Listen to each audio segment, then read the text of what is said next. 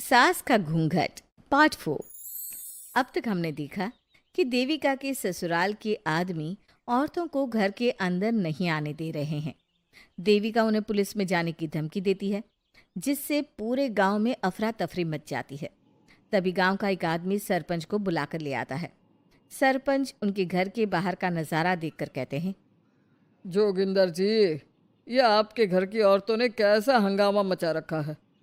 आपका घर तो संस्कारों की मिसाल था, लेकिन ये मैं क्या देख रहा हूँ। आपके घर की किसी औरत ने घूंघट नहीं कर रखा। अब सरपंच जी, हमारे घर की औरतों को इस देविका ने बहकाया है। हमने पहले ही इन सबको चेतावनी दी थी कि अगर ये घर से बाहर गई तो हम इन्हें घर में नहीं आने देंगे। अब ये देविका हमें धमकी दे रही है कि पुलिस को बुलाएगी। क्या? पुलिस? इस गांव का बरसों पुराना इतिहास रहा है। इस गांव में कभी पुलिस नहीं आई। गांव के सभी फैसले हमने मिलजुल कर किए हैं। जोगिंदर, तुम्हारे घर का फैसला पंचायत करेगी। सरपंच जी, आपने ठीक कहा। पंचायत दोनों तरफ की बातें सुने और जो भी फैसला पंचायत करेगी वो हमें मंजूर होगा। तो ठीक है, आज दोपहर को सभी गांव की चौपाल पर इकट्ठा होंगे और वहीं तुम्हारे घर का फैसला होगा। सरपंच वहां से चला जाता है। घर के आदमी घर के अंदर जाकर दरवाज़ा बंद कर लेते हैं और घर की औरतें वहीं घर के बाहर पेड़ के नीचे बैठ जाती हैं। तभी विमला कहती है, देविका बहू, तुम्हें भूख लगी होगी ना? नहीं माँ जी, मुझे भूख नहीं लगी, मैं ठीक हूँ। बहू, तेरा बच्चा छोटा है अभी, तुझे भूखा नहीं रहना चाहिए। वीना, सुजाता, जाओ पास में जो पंडित जी का बाग है ना, वहाँ से कुछ फल तोड़ लाओ।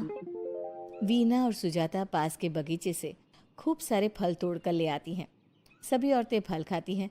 तभी देविका कहती है, आप सब घर से बाहर निकली, घूंघट उतार दिया तो इन मर्दों की इज्जत चली गई, लेकिन हम सब घर के बाहर भूखे प्यासे बैठे हैं। इस बात पर इन अहंकारी मर्दों को शर्म क्यों नहीं आ रही? हाँ देविका, तुम ठीक कह रही हो। अगर हम मर भी जाए ना, तब भी इन मर्दों के लिए इनके बनाए गए नियम कानून ही अहम रहेंगे, हम नहीं। सुजाता भाभी, मुझे तो सबसे ज़्यादा सचिन पर गुस्सा आ रहा है।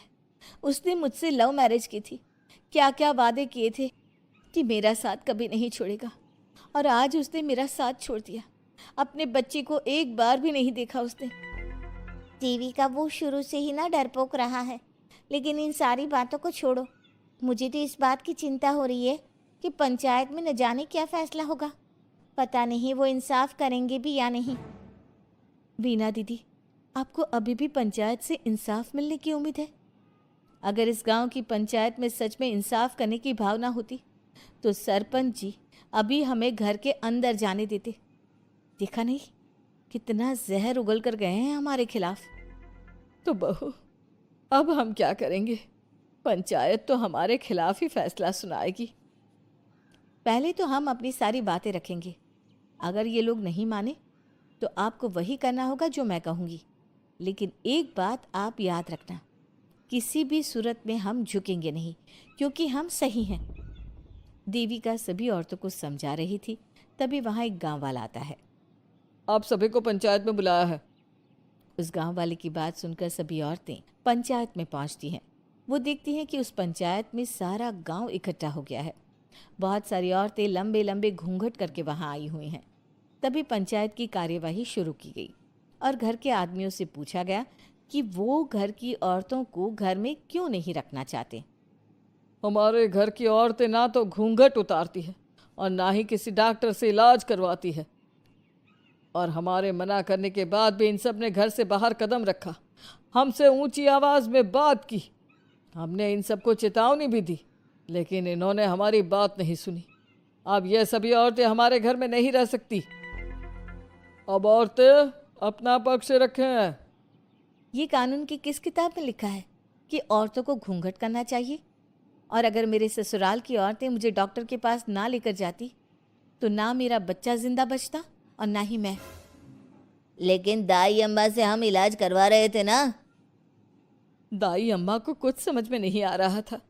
देविका का इलाज दाई अम्मा के बस की बात नहीं थी। काफी देर तक दोनों पक्षों में बहस चलती रही। दोनों एक दूसरे पर आरोप प्रत्यारोप लगाते रहे, लेकिन दोनों पक्षों की बात सुनने के बाद पंचायत ने जो फैसला लिया उसके लिए तो देविका पहले से ही तैयार थी। दोनों पक्षों की बात सुनने के बाद पंचायत ने यह फैसला किया है कि सारी गलती महिलाओं की है।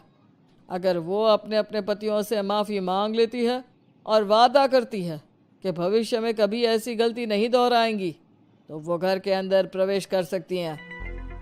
हमें पंचायत का फैसला मंजूर नहीं है। हमने कोई गलती नहीं की जो हम माफ़ी मांगे। और किस बात का वादा करें हम? हमने देविका की जान बचाई है, तो आप हमसे भविष्य में किसी की जान ना बचाने का वादा ले रहे हैं क्या? अगर तुम्हें पंचायत का फैसला मंजूर नहीं है तो तुम सबको घर में नहीं पुरानी हवेली में रहना होगा, जो अब खंडहर बन चुकी है। यह खंडहर तुम्हारे घर के सामने ही है। सरपंच जी, आपका फैसला सही नहीं है। एक बार और सोच लीजिए इस फैसले के बारे में। ओ शहर की छोरी, 4 किताबें क्या पढ़ ली, हमें सही गलत का पाठ पढ़ाएगी? तुझे पता नहीं कि पंचायत का फैसला यहाँ सदियों से चलता आया है और लोग उसी को मानते आए हैं। अच्छी तरह जानती हूँ सरपंच जी। अगर मैं चाहूँ तो आपके इस फैसले को कोर्ट की चौखट तक ले जा सकती हूँ। पुलिस को बुलाकर अभी घर के अंदर जा सकती हूँ।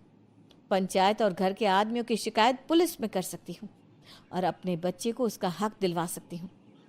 लेकिन नहीं, मैं ऐसा नहीं करूँगी।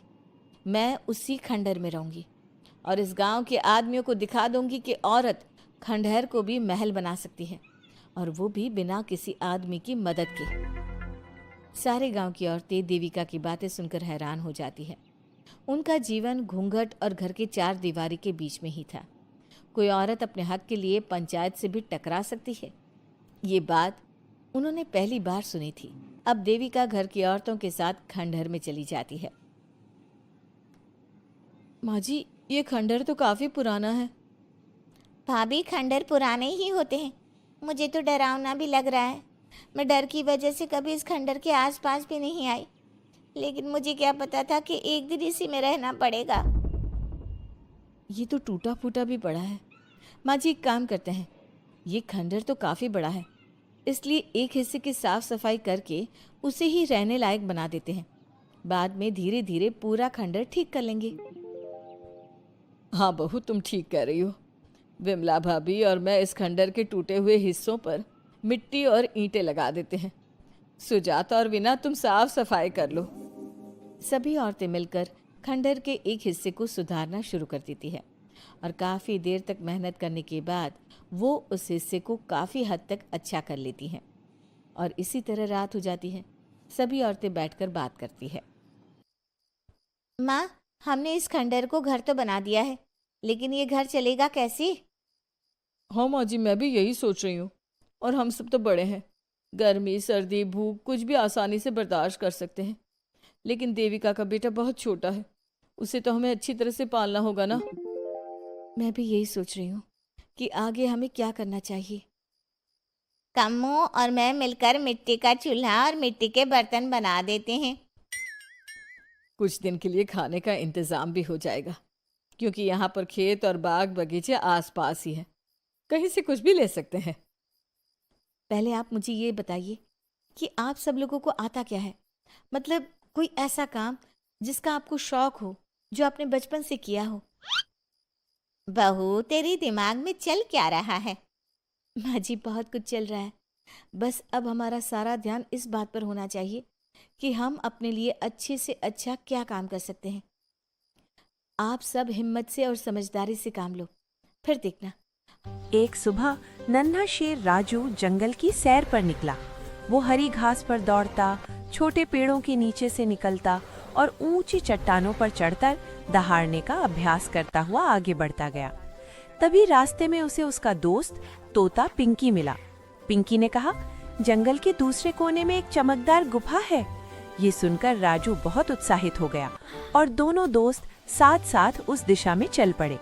रास्ते में उन्हें एक पतली नदी मिली, जिसे दोनों ने समझदारी से पार किया। आगे बढ़ते हुए वे एक ऊंची पहाड़ी पर चढ़े, जहां से वो रहस्यमयी गुफा साफ दिखाई दे रही थी। दोनों खुशी से उछल पड़े और नीचे उतरने लगे। अचानक पहाड़ी से मिट्टी खिसकने लगी ये देखकर राजू और पिंकी डर गए और तुरंत दूसरी तरफ भागे। थोड़ी दूर जाकर वे सुरक्षित जगह पर रुक गए। उस दिन राजू ने सीखा, साहस जरूरी है, लेकिन सावधानी उससे भी ज्यादा जरूरी होती है।